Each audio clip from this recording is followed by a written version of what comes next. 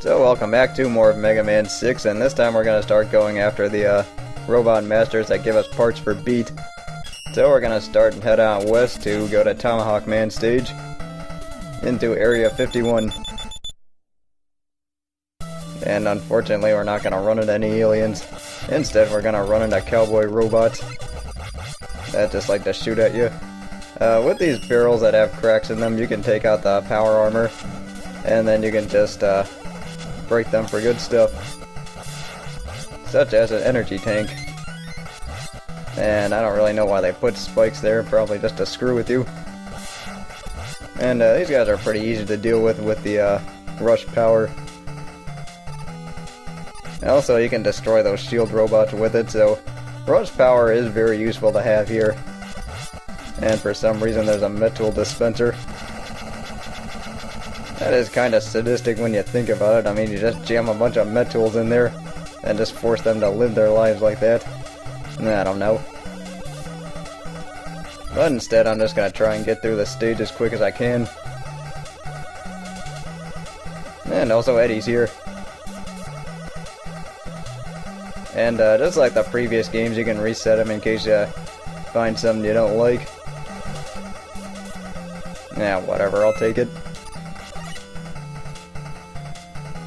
And up here you need to use a rush jet, and you get to find there are going to be a lot of alternate pathways in this game, and you do want to take the ones that are more difficult because normally they give you better stuff. Here I'm just using the jetpack and just showing it off, and you get an energy tank as well as weapon power-ups, so that's all fine and good. Also, that section is easier than the enemies you had to deal with if you didn't take that path. So let's just keep going here.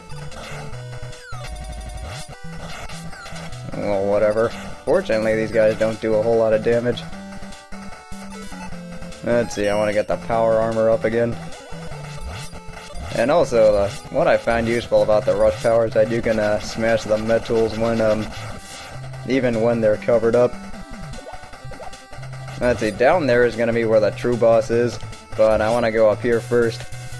And the whole idea with the true false bosses is that if you beat the false boss, you still get the weapon, you just don't get the beat power up, where if you beat the true boss you get both of them.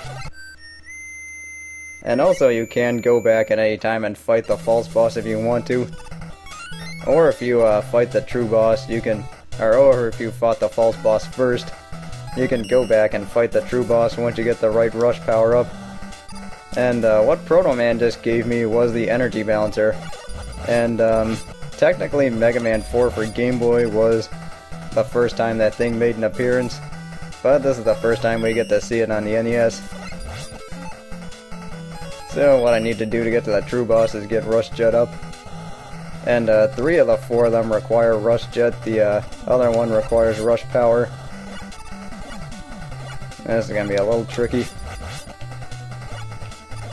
Alright, well fortunately that was a little bit easier.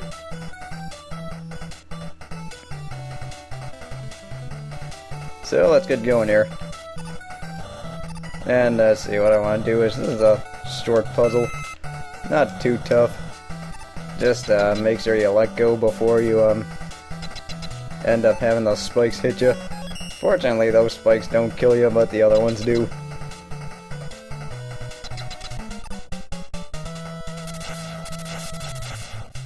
So, time to fight Tomahawk Man.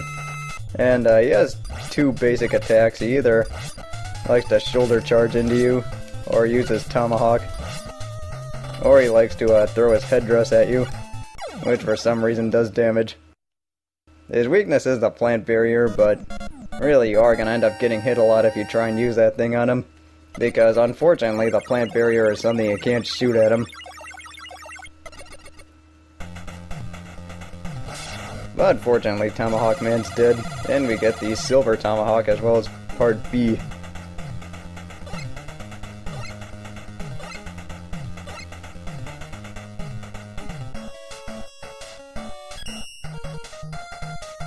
So up next we get to go to Japan and head off to fight Yamato Man. And I guess Yamato used to be like some ancient Japanese clan. Guess that's where they got the name from. And Mount Fuji's in the background. And see, with these teddy bears are pretty simple. Except the ball they shoot can end up traveling a long distance and catch you by surprise. And here's another alternate path where you're going to want to have rush power up. And see, these guys are pretty simple to deal with, just hit them once they throw their spear. And see, I actually want to get the Silver Tomahawk up for this. And what the Silver Tomahawk does is it curves up, even if it is a pretty powerful weapon. And see, this mini-boss is pretty simple. He either shoots the lasers or he throws those bombs. But that's simple enough. And I also want to get another E-Tank. And this game does throw a lot more E-Tanks at you than the other games. Which is something that does make it a little bit easier, if you ask me. So let's just keep going here. Let's see, unfortunately Rush Power and Rush Jet, you can't slide with them, so you do have to be switching back and forth. It's not really that game breaking, it's just a little bit annoying. And here's the alternate path where you can find the true boss, or the false boss. So let's just keep going here. I'm actually going to use Rush Jet for the rest of this section, you know, just because there are a lot of tricky jumps, and also it is pretty easy to end up falling here. And the interesting thing is, if you do fall here, it's actually not a pit. At least I don't think it's a pit. But I never really went down to find out. But it does take you to the false boss. And you can tell like where the true boss and the false boss are just because the backgrounds are a little bit different. I think Tomahawk Man stage is actually the only one where the backgrounds aren't different. But here you have the sky. And then if you didn't go to the true boss, then it just would have been in the basement. And Yamato Man's pretty simple actually. He either throws those spears or he likes to chuck that one spear and then he has to run back and get it for whatever reason. But outside of that, this guy's pretty easy.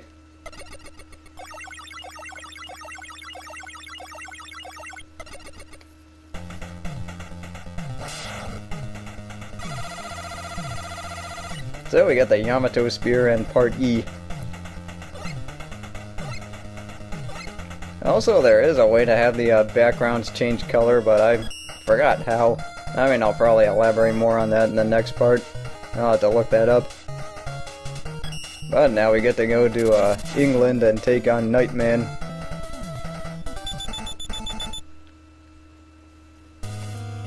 Now I appreciate that it's called the capital of science. Let's see, do I need... Okay, fortunately everything refills between stages.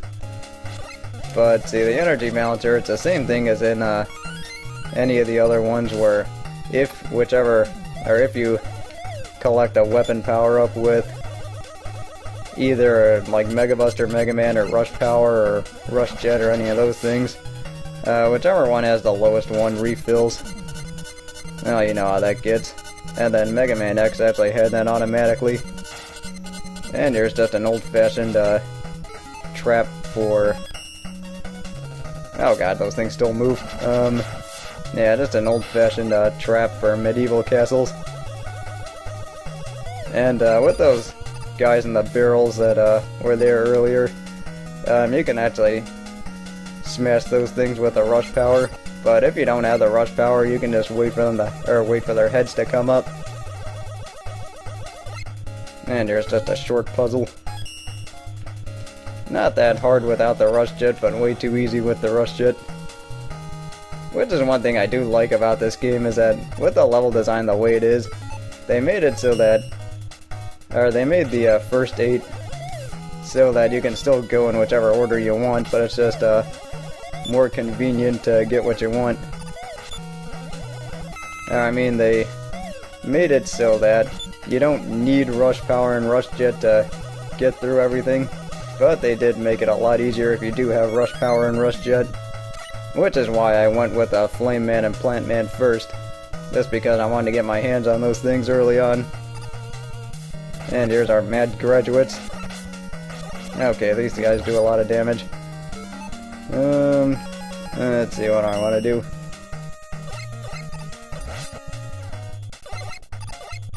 Okay, I should probably try something else here.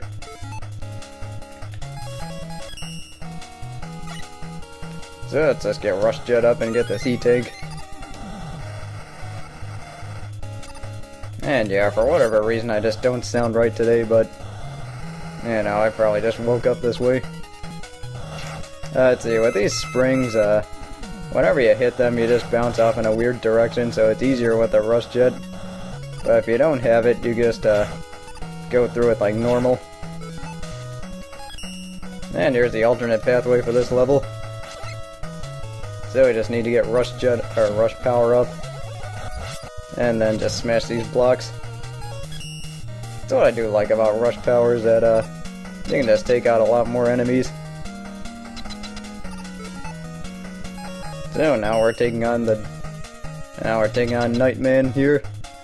And Nightman is actually a pretty good choice to start first if you're trying to go to challenge run, because he is pretty easy actually. He either shoots that mace ball, or he likes to jump at you. Sometimes he likes to try and run into you too. But his weakness is the Yamato Spear, and if you have it, all you have to do is just shoot him over and over again. But if you don't have it, you have to wait until he shoots that mace ball at you, and then hit him then, because otherwise his shield blocks it.